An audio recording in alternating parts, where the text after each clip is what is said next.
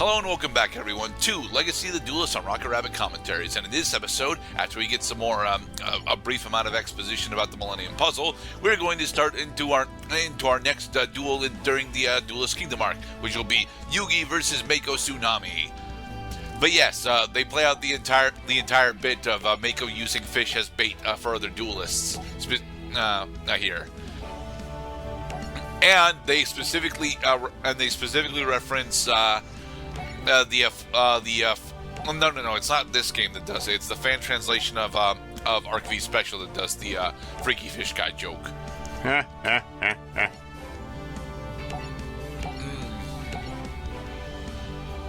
Yes, Mako understands that Yugi beating Seto is a really important thing because Seto has bought all the powerful cards in the game, like a cheating Banastich.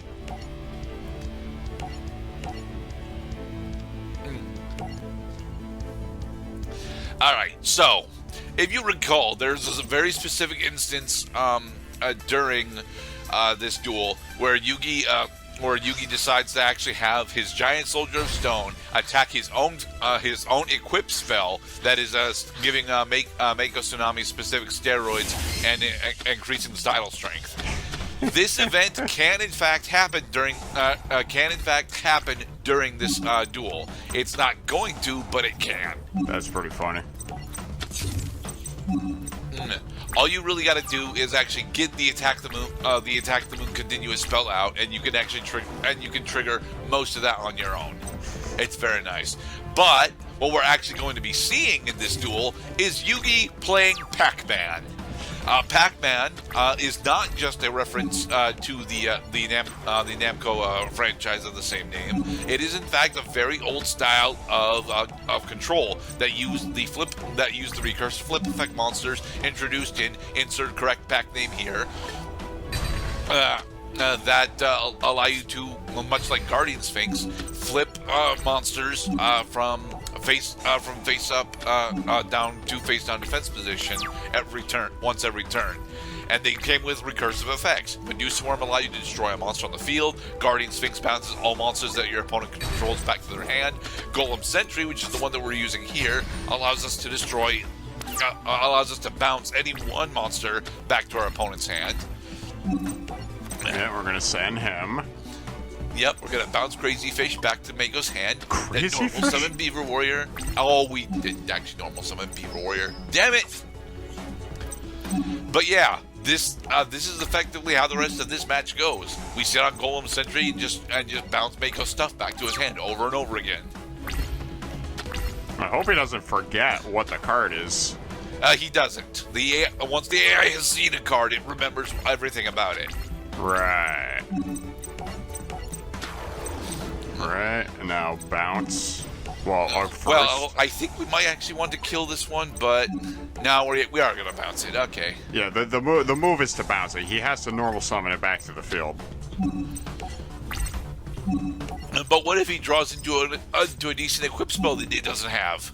Like Power of Kaishin. Well, it is good to keep these in mind. However, because you're privy to the contents of his deck, you know that he doesn't have that option. I'm not that privy to it. I mean, I should be. I didn't actually do all the research I was supposed to do before starting these runs, because I remember that going through most of Duelist Kingdom is a bitch, but from there after Duelist Kingdom, the difficulty actually tones down quite a bit, and they become significantly more even. In their representation, as in we stop giving second and third wave support for archetypes that don't exist yet. Huh.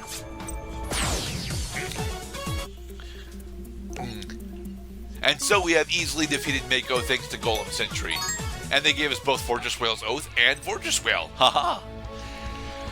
Now this is the duel, if you recall, that Joey successfully beats Rex Raptor by abusing Time Wizard and D&D logic in order to win a copy of Red Eyes Black Dragon. This is a thing that is supposed to happen, but will not be happening because, well, Time Wizard is a huge gamble, and because we don't have the powers of writing on our side, we can't just force Time Wizard to work for us.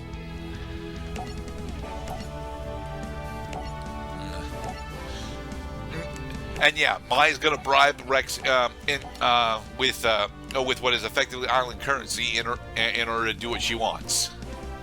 Island currency, yeah. The whole star chip system is totally lost on these games. All you're concentrating on is just the games themselves that are supposed to set you in the narrative of Yu-Gi-Oh! Duelist Kingdom arc.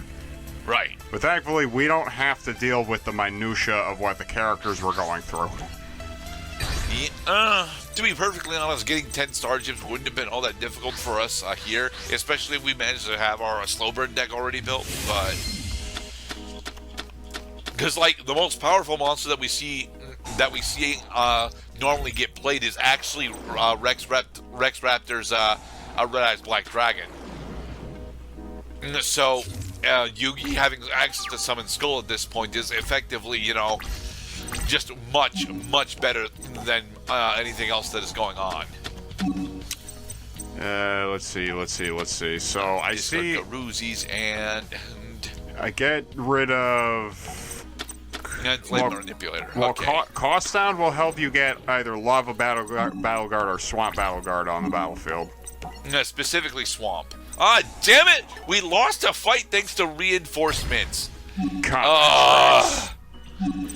I am actually stupidly embarrassed about that because reinforcements is a card that gets thrown away and taken out of every single starter deck alongside Castle Walls because of just how terrible it actually is. And yet it manages to almost kill me here. Well, it takes matchups that concentrate on early game cards like these in order to really make you appreciate why these cards were in the game in the first place. Alright. No! We got rid of... Activate cost down, discarding Masaki.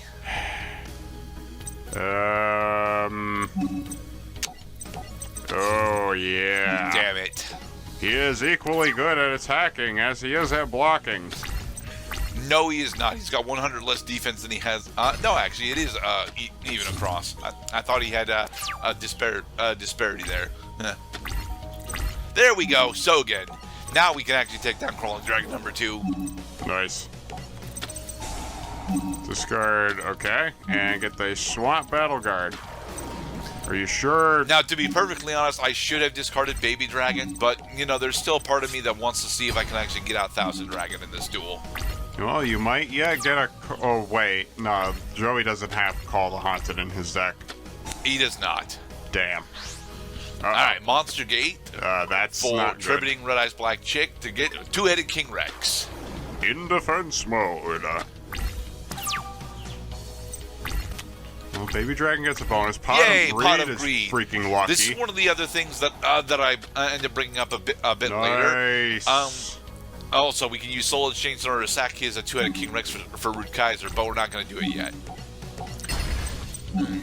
But one of the big things that I want to bring up is the fact that in order to try to push the cinematic events that they want to happen in these duels, pretty much every single duelist during the Duelist Kingdom and for most of the DM arc happens to have a shitload, multiple copies of both Pot of Greed and Graceful Charity in their decks. Shit, it's Miracle Jurassic Egg. Damn it. Well, what's better than having lots of lousy cards in your deck is being able to draw these lousy cards even more quickly. Yeah. Okay, now pop Soul Exchange. Yeah, now we have to pop Soul Exchange in order to actually bring up... And what, come on, past Gerdat. Ugh. Misplay. It's alright. Very much a misplay. Oh, okay. Well, here's another option. Get the Lava Battle Guard now we out. can sacrifice Tiger Axe in order to bring out Lava Battle Guard, which will allow us to have a monster with 2,500 attack and another monster with 22. Nice. Unfortunately, Rex doesn't understand how to conserve resources in order to bring out his Red Eyes Black Dragon. Not that it would help him that much right now. See, it's ended his turn. And I think from here we've got it. Well, we're not winning this turn, but I'm pretty sure we've got it. Well, to think, if we had held on to Miyazaki and what's his name, that we would have been able to summon... Fusion summon Flame Swordsman. Flame Swordsman, thank you. Why would we want to do that, Mr. Cloud? Because Flame Swordsman is better than the 2 component monsters that make them. Barely. Alright, finish this off for a Swamp Battle card, please. You'll notice that a lot of these duels actually go for a pretty significant amount of time, and it's one of the things that I actually miss about what I refer to as my favorite era of Yu-Gi-Oh! Because games, although games actually have a decent amount of time still in them today, the turn counts are stupidly low today. Games in modern Yu-Gi-Oh! Are decided by turn 4, and it used to be that you could actually get a turn count of 10 and actually have both players having fun doing it. Now, if the game has gone past turn 4, something has gone horribly wrong. Right. Not on both sides of the field, but yeah. Yeah. Anyway, the Yami Bakura fight. This is where we get introduced to what was supposed to be the final boss of the show. He ends up being the final boss of the show if you stay attached to the show, but most people don't actually watch the final season. It is a thing that I also have not actually done, despite the fact that I think that I really should at one point go and watch the final season of Yu-Gi-Oh! Look at this! I graceful charitied into a graceful charity!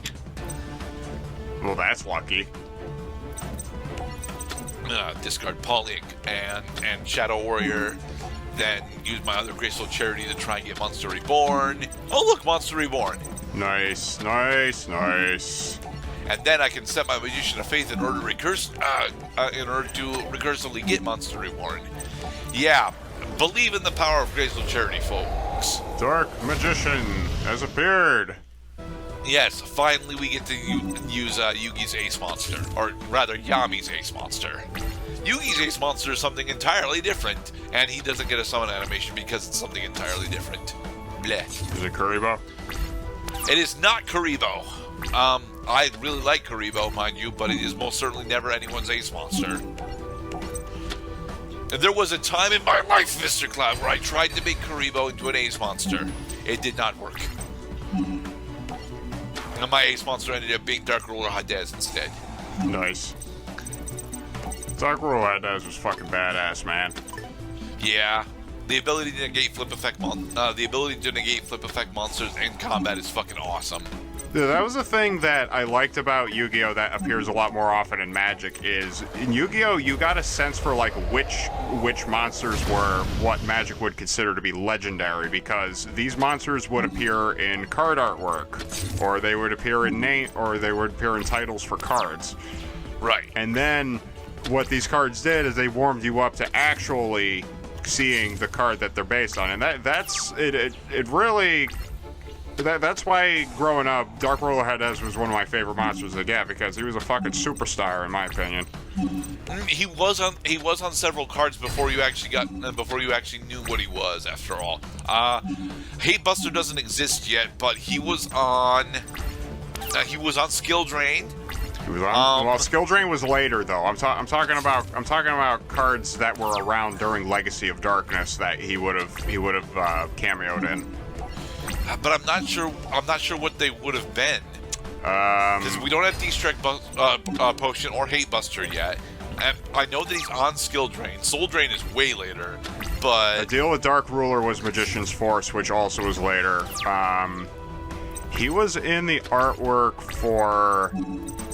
No. I was thinking of the one with Marauding Captain, where he gets like slashed in the face, which if you look carefully between the Japanese art and the American art, that it's the difference between his blood being red and green. I don't think, no, that wasn't Dark Ruler.